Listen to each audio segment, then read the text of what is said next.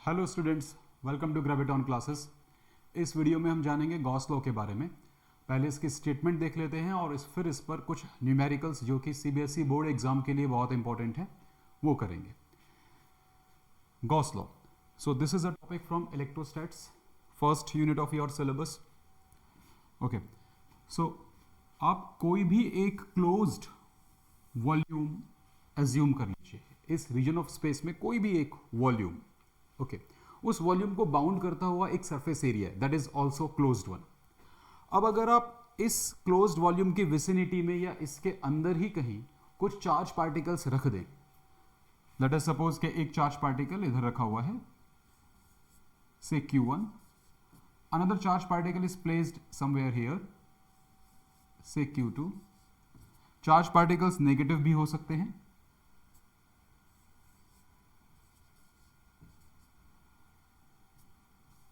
मैंने अभी एग्जाम्पल के लिए 4 चार्ज पार्टिकल्स ले लिए हैं, Q1, Q2, Q3 and Q4। Okay, now Gauss law state करता है कि इन चारों चार्ज पार्टिकल्स की वजह से जो इस रीजन ऑफ स्पेस में इलेक्ट्रिक फील्ड बनेगा, उस इलेक्ट्रिक फील्ड का जो फ्लक्स होगा that would be associated with this closed volume, that becomes equal to the net charge enclosed by this surface upon epsilon naught. इसको देखते हैं मैं क्या बोल रहा हूं। लेट अस सपोज कि इस सरफेस को हमने बोला गॉसियन सरफेस। गॉसियन सरफेस मतलब जिस पर भी आप गॉस लॉ लगा रहे हो उसको आप गॉसियन सरफेस बोल देते हैं। और गॉसियन सरफेस के लिए केवल एक ही रेस्ट्रिक्शन है कि गॉसियन सरफेस क्लोज्ड होनी चाहिए। इसका शेप कुछ भी हो सकता है, इसका साइज कुछ भी हो सकता है, ये लॉ एप्लीकेबल बना रहता है। नाउ सपोज कीजिए कि इन चारों चार्ज पार्टिकल्स की वजह से अलग अलग जगह पे इलेक्ट्रिक फील्ड अलग अलग हो सकता है। उसमें से हमने कोई एक पर्टिकुलर पॉइंट लिया, let us suppose this point.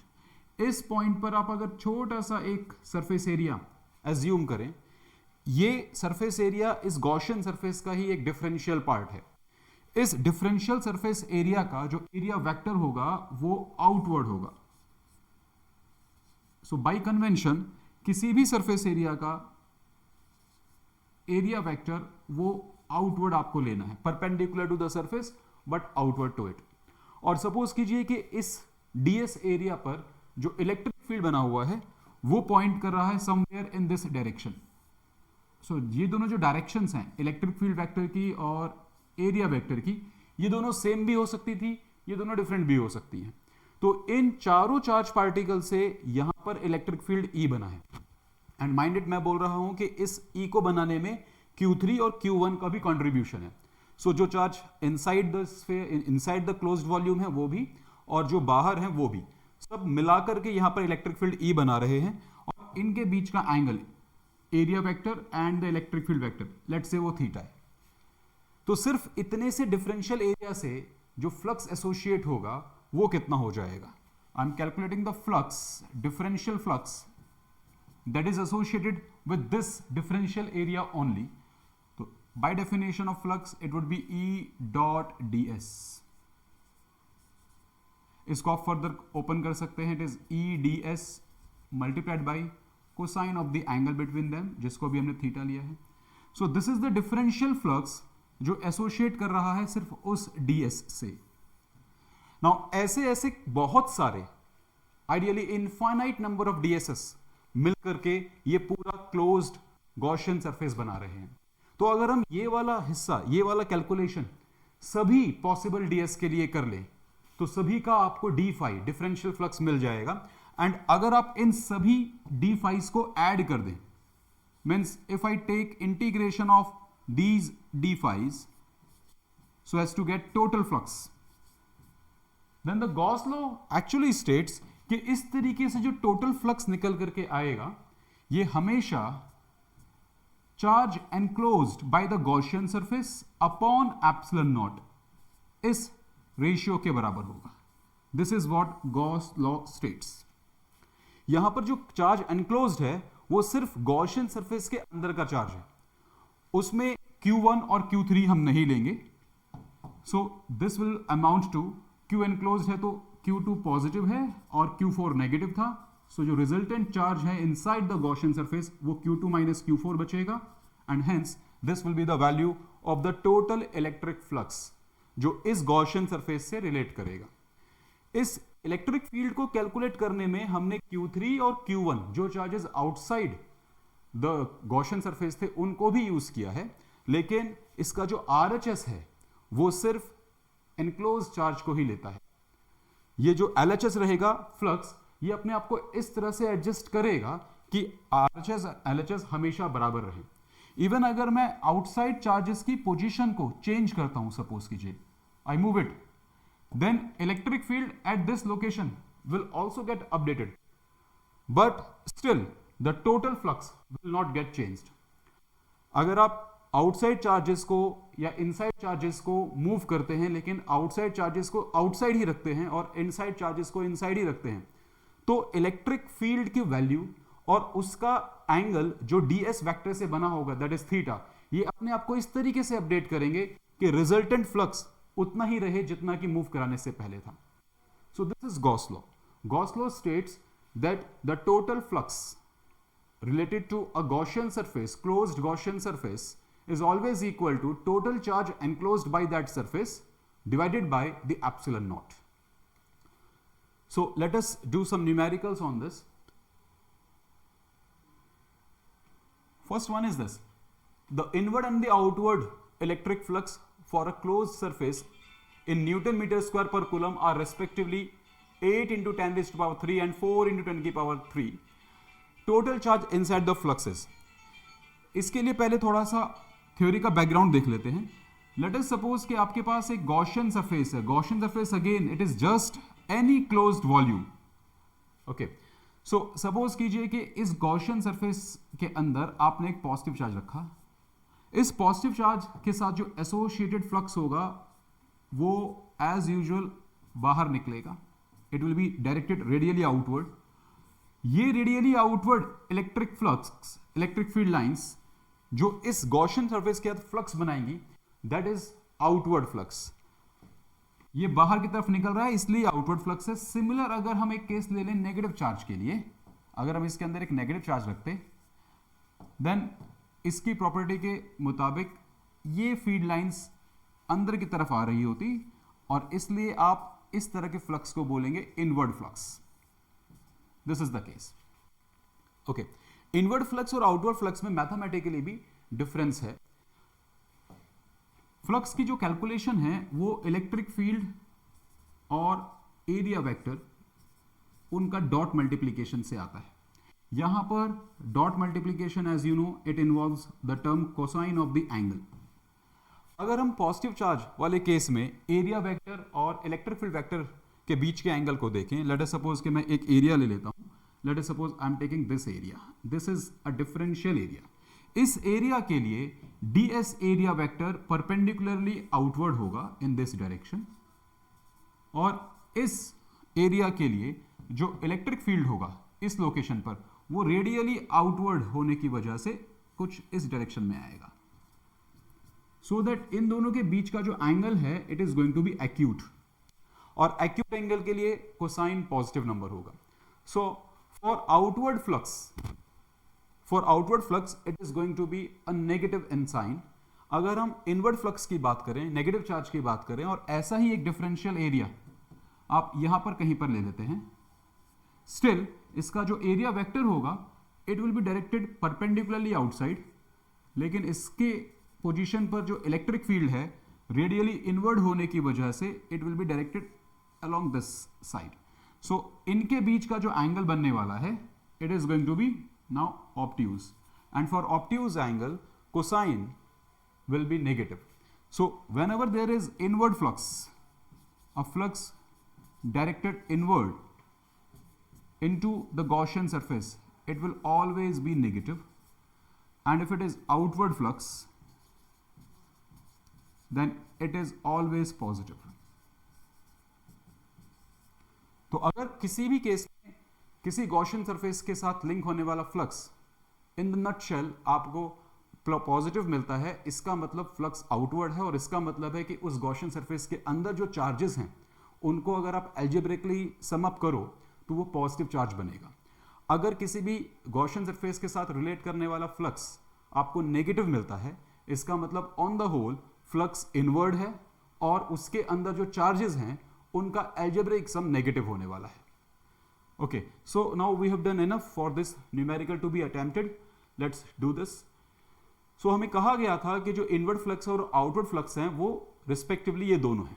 So inward flux इस न्यूमेरिकल में है 8 into 10 raised to power 3, that is 8000 units. And since it is inward flux, so मुझे explicitly यहाँ पर माइनस साइन अपेंड करना चाहिए. So Newton per coulomb meter square, this is the unit of the flux, and outward flux is positive 4000. So net flux associated with this Gaussian surface should be negative 4000 Newton meter square per coulomb. Okay, now आप इसमें Gauss law apply कर सकते हैं. अगर आपको total flux पता लग गया है, then you can equate this number to the charge enclosed upon epsilon naught. So question में हमसे पूछा गया था कि total charge inside the surface कितना होगा. तो यहां से आप देख सकते हैं ये एप्सिलॉन नॉट सिंपली इस नंबर में मल्टीप्लाई हो जाएगा. We will have Q enclosed will be equal to negative 4000 multiplied by the epsilon naught. So first of all the charge inside is going to be negative, so इधर B और C और even D एस. A option नहीं हो सकता, B C D में से कुछ भी हो सकता है, and it is getting matched with D. So option D is correct. These many coulombs. This is the answer. So option D. This is correct. Okay. Next question. The electric flux for Gaussian surface A is, यहां पर दो Gaussian surface mentioned हैं. जो अंदर वाली surface है उसको नाम दिया गया है Gaussian surface B और जो आउटवर्ड है उसको नाम दिया गया है Gaussian surface A. अगर हम इस पर गॉस लॉ लगाएं, बारी बारी से मान लीजिए हम दोनों पर ही लगा लेते हैं, तो गॉसियन सरफेस ए के लिए आपका जो चार्ज एंक्लोज्ड है, total charge enclosed Gaussian surface A के लिए, वो Q2, Q1 and Q3, all the three are there inside the Gaussian surface A. लेकिन अगर आप गॉसियन सरफेस बी की बात करेंगे तो Q उसके लिए एक्सक्लूजन में आ जाएगा. तो अगर मैं ए के लिए गॉस लॉ लिखता हूं तो it will be total flux through A will be Q1 plus Q2 plus Q3 whole upon epsilon not.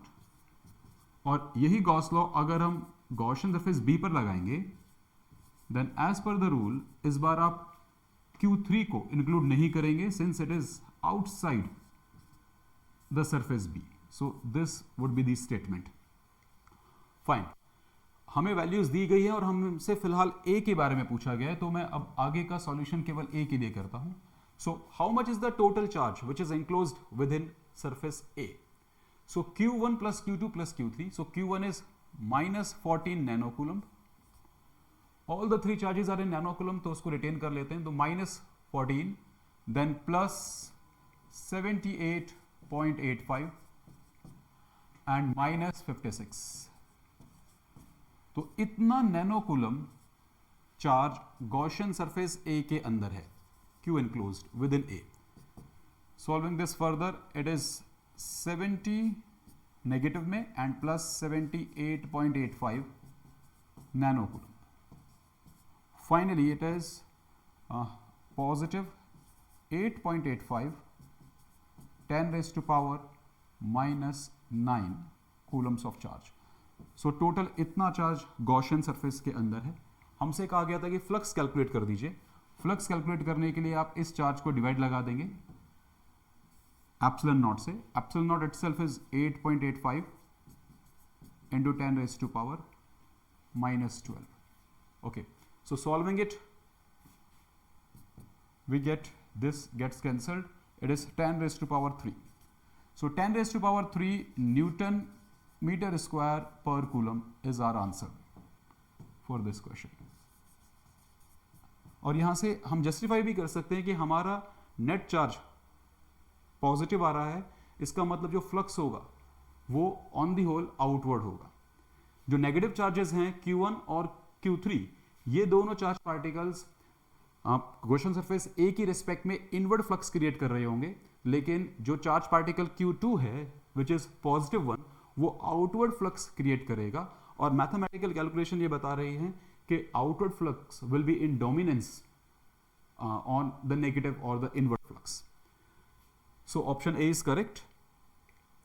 Third question, a charge Q is placed at the center of a cubical vessel with one face open. Okay, the flux of the electric field through the surface of the vessel is. So यहाँ हमें एक open cubical vessel दी गई है. एक बार मैं इसको draw कर लेता हूँ. So we have got this kind of a vessel. Cube के 6 आइडेंटिकल फेसेस होते हैं, उनमें से एक ओपन है. सपोज कीजिए कि जो सबसे ऊपर वाला है दैट इज ओपन वन. अब इस गॉसियन सरफेस के अंदर, इस क्यूब के अंदर एक्चुअली सेंटर पर एक आपसे कहा गया है कि चार्ज पार्टिकल प्लेस कर दिया गया है. इस चार्ज पार्टिकल की वैल्यू मान लीजिए क्यू है. अब क्योंकि ये क्यूब के बिल्कुल सेंटर पे रखा हुआ है, तो इससे निकलने वाला जो फ्लक्स होगा वो क्यूब के हर एक फेस पर इक्वल अमाउंट में पड़ेगा. सो अगर ये गॉसियन सरफेस, मतलब गॉसियन सरफेस मैं बोल रहा हूं एक क्यूब को जो कि 6 फेसेस वाली ऑब्वियसली, और वो सारे के सारे क्लोज्ड भी हैं. ये जो बॉक्स दिया गया है ये बॉक्स 6 फेसेस वाला है, लेकिन एक साइड इसकी नहीं है, it is open one.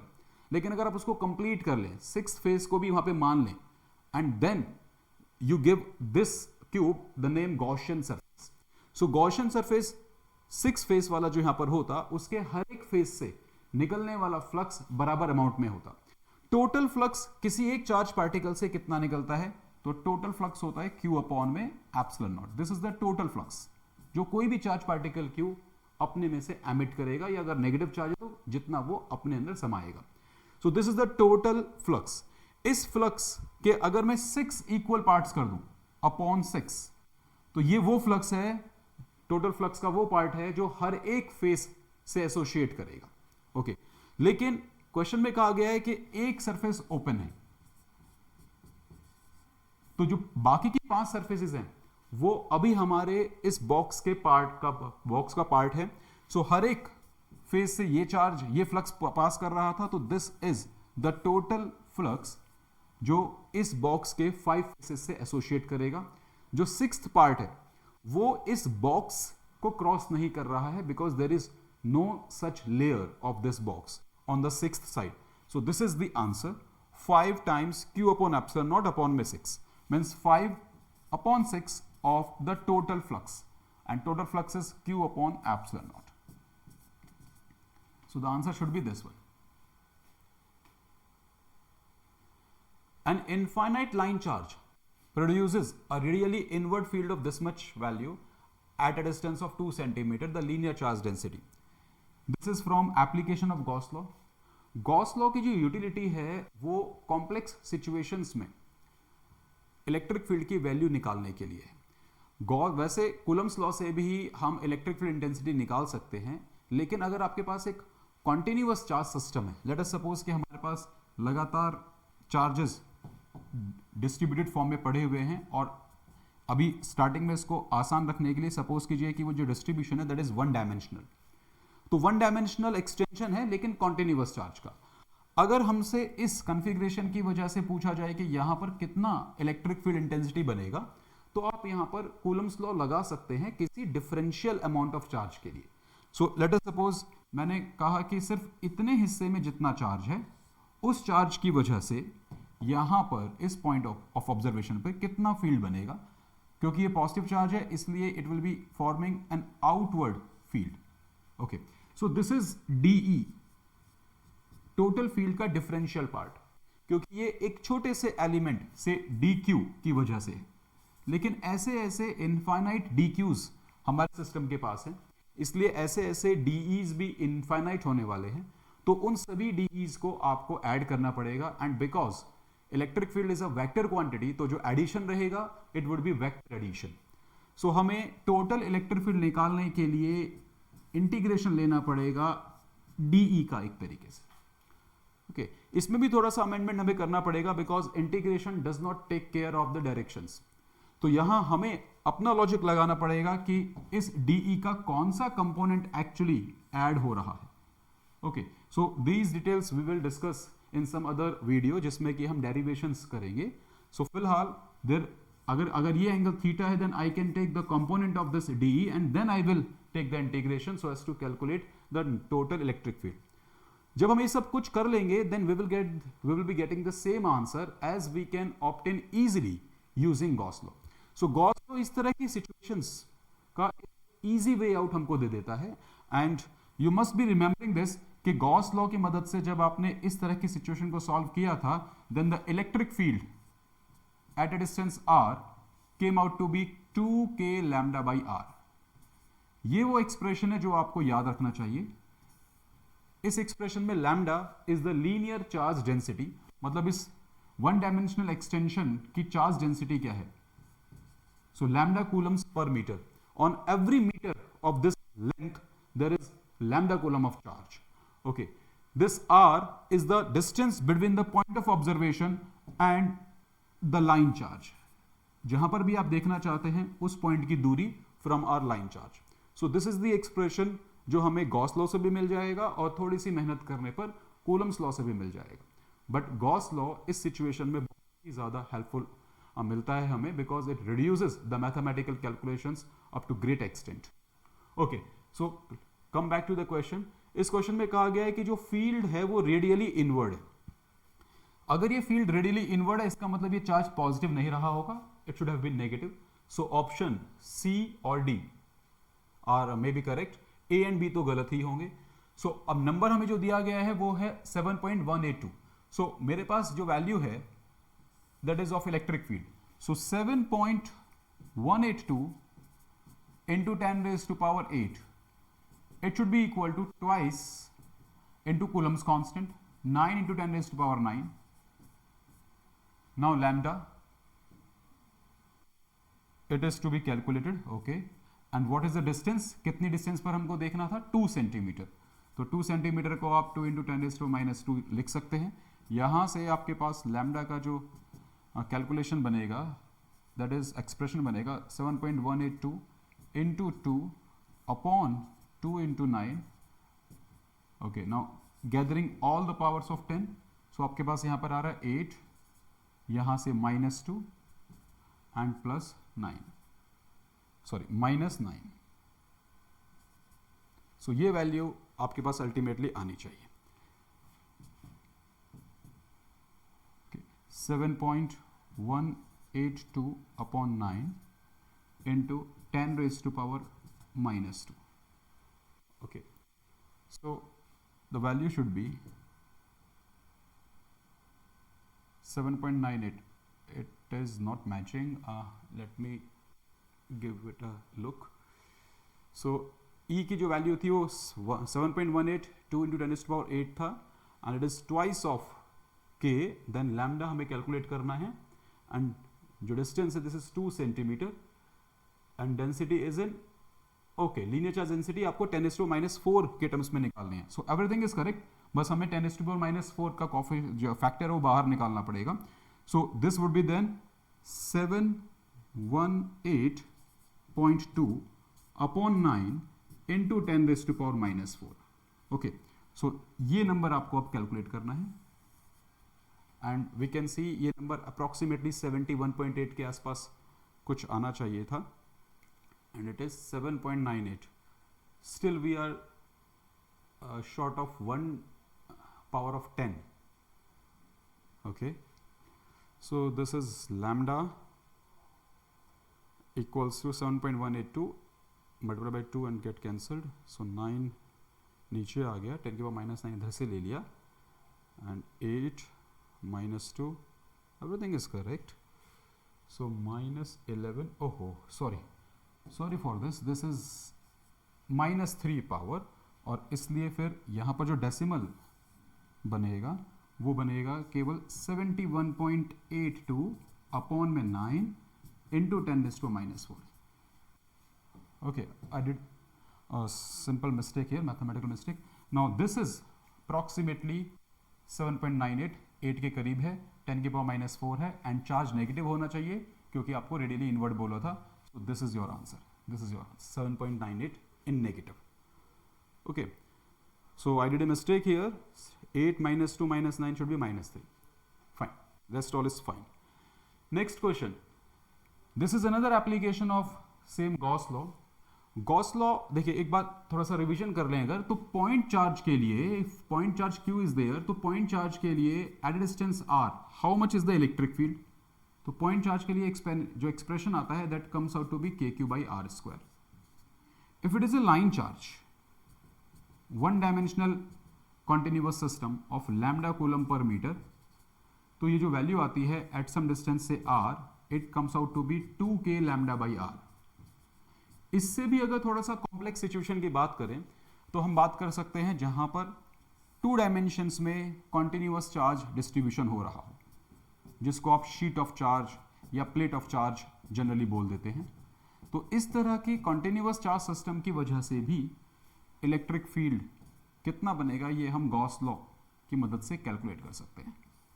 So in this case जो रिजल्ट आता है गॉस लॉ से या अदरवाइज से, इस पॉइंट की मैं बात कर रहा हूं, वो निकल कर आता है sigma upon 2 epsilon not if this is a sheet of charge. And यहां पर ये पहला एक ऐसा इंस्टांस है जिसमें कि डिस्टेंस डिपेंडेंसी नहीं है। अगर आप पॉइंट चार्ज की वजह से देखेंगे तो डिस्टेंस मैटर्स, एक लाइन चार्ज की वजह से देखेंगे अगेन द डिस्टेंस मैटर्स। यहां पर जो डिपेंडेंसी थी वो r raised की पावर -2 के हिसाब से थी।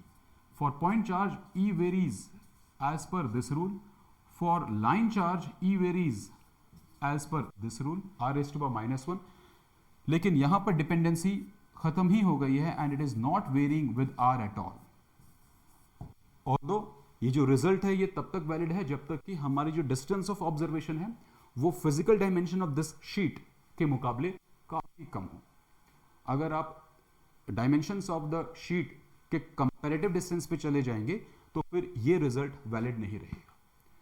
Okay, so this is the expression that we will be using for a sheet of charge and in case it is a plate of charge means having 2 surfaces, तो फिर ये जो 2 है यहां से ये हम हटा देंगे and the value would B sigma upon epsilon naught. So let's do it now. The question, it says a thin conducting circular metal plate, this is a circular metal plate जिसका की जो रेडियस है वो mention आपको किया गया है, भी हम यूज कर लेंगे। इस पे जो चार्ज दिया गया है वो भी हमें पता है Q। Field at A point near it's central region, तो इसके सेंटर के आसपास आपको बताना है, सपोज करो इस पॉइंट पे बताना है कितना फील्ड है। तो क्योंकि कह दिया गया है कि सेंट्रल रीजन के चाहिए, it means we can make use of that result. So electric field की जो वैल्यू होती है this is equal to sigma upon 2 epsilon naught for sheet of charge and if it is a plate जैसा कि यहां पर है तो उस केस में आप इसको sigma upon epsilon naught use कर लोगे सिर्फ। Okay, now how much is sigma? Sigma is total charge upon में total area over which this charge is distributed. जितना भी चार्ज है और ये चार्ज जितने एरिया पर डिस्ट्रीब्यूटेड है आपको दोनों एंटायरिटी में लेने हैं। सो Q की वैल्यू हमें दी गई है कि 10 कूलम है और area since it is a circular plate तो आप इसमें एरिया ले लेंगे पाई आर स्क्वायर। बट ये जो 10 कूलम चार्ज है ये इस प्लेट के इस फेस पर भी जाएगा और इस फेस पर भी जाएगा, तो हमें twice of pi r square यहां पे करना पड़ेगा। So this is the density. इसको अगर सॉल्व किया जाए this is 5 upon pi multiplied by are square, radius 2 upon root pi दिया था उसका स्क्वायर करेंगे तो I will get 4 upon pi again. So value would be 5 upon 4। 5 upon 4 coulomb per meter square is the value of the charge density. Now electric field is sigma upon epsilon naught, so it should be 5 upon 4 epsilon naught Newton per coulomb. So this should be the answer and we have B as the option. आप इसको 2 से cancel करके आपको result मिल जाएगा. Okay, so B is the answer in this case. I hope it is fine now. Next question, and this is the last one also. So in this case हमें एक cubicle volume दी गई है, cube दिया गया है और cube का जो साइज है वो 5x5x5 है। इसको इस तरीके से प्लेस किया गया है कि हमारे कोऑर्डिनेट सिस्टम के ओरिजिन से 4 मीटर शिफ्टेड है and it is lying on along the x-axis. Or fine, electric field in this region of space is 6000 times root x. So इस रीजन ऑफ स्पेस में इलेक्ट्रिक फील्ड की value position dependent है और position में भी वो केवल x coordinate पे डिपेंड कर रही है. सो this is the dependency equation for electric field. Now आप समझ सकते हैं कि इलेक्ट्रिक फील्ड पॉजिटिव डायरेक्शन में है तो पहले इसके लेफ्ट मोस्ट फेस से इस क्यूब में एंट्री करेगा. Okay, and ultimately it will come out of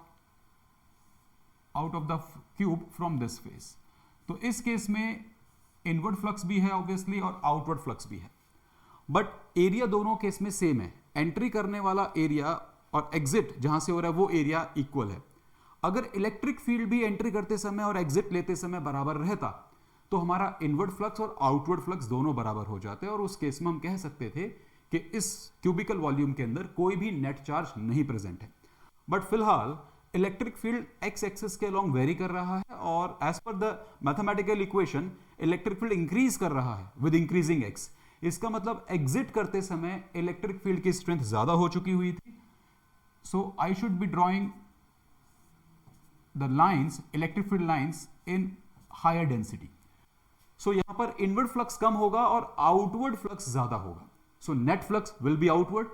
outward means positive flux. इसका मतलब है कि इस क्यूबिकल वॉल्यूम के अंदर पॉजिटिव चार्ज कुछ होना चाहिए. So again we don't have any option here negative charges का. अगर यहां पर होता then again we would have neglected those options. So let us calculate the inward flux first, then the outward flux, और फिर उनका हम subtraction यानी difference देख लेंगे. Then we will make use of the Gauss law. Fine. So how much is the inward flux? तो phi inward.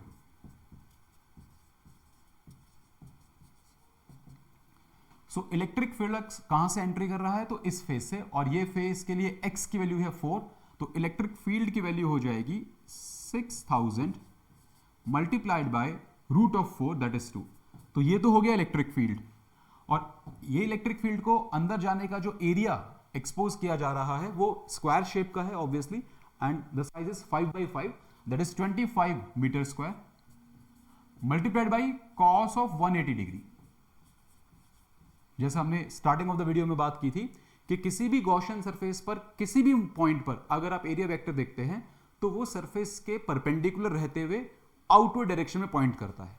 तो इस वाले फेस पर भी जो एरिया वेक्टर बनेगा it will be directed outward, जबकि इलेक्ट्रिक फील्ड जा रहा है अंदर की तरफ. सो इन दोनों के बीच में जो एंगल बनेगा that will be 180 degree, and hence it will give the negative sign, expected negative sign. So the value would be 50 into 6000 and that too in negative, and flux की जो यूनिट है newton metre square per coulomb. Similarly calculating the outward flux from the other face, phi outward, तो उस face पर जो electric field की value है वो होगी 6000 multiplied by root of x. Now x at this location और दिस फेस, तो ऑलरेडी ये 4 था, साइज 5 है, तो यहां पर x कोऑर्डिनेट 9 होगा. 9 का root means it would be 3 multiplied by the same area. Area तो 25 ही है, and for this face the angle between electric field and the area vector would be 0 degree, since इस फेस के लिए outward direction भी यही हो जाएगी. ओके, सो यहां पर cos 0 आ रहा है और इसलिए ये एक्सपेक्टेड पॉजिटिव साइन हमें देगा. सो वैल्यू यहां से जो आ रही है I am getting it 75 multiplied by 6000 whatever it comes newton metre square per coulomb. So इन दोनों वैल्यूज को अगर मैं सॉल्व कर लेता हूं, so the difference of these two, so it would be 25 into 10 into 6000. Okay, so this is the net flux. मैंने इसको और इसको मैथमेटिकली सॉल्व कर लिया है. हमारा जो आउटवर्ड फ्लक्स है वो ज्यादा है, इनवर्ड फ्लक्स कम था, and the difference is of that value. Now this is the net outward flux जो इस cubical region के साथ एसोसिएट कर रहा है. Now applying the Gauss law says कि अगर आपको टोटल चार्ज निकालना है तो what you can do is कि आप टोटल फ्लक्स निकालकर उसमें एप्सिलॉन नॉट का मल्टीप्लाई कर दीजिए. Okay, this is the Gauss law. So applying this Gauss law I get total charge here is 25 into 6000 and multiplied by the value of epsilon naught. Okay, so 25 into 6 is 150 and 3 more zeros multiplied by 8.85 10 raised to power minus 12. Okay, now question में जो option जो दिए गए हैं वो nano coulomb micro coulomb में दिए गए हैं.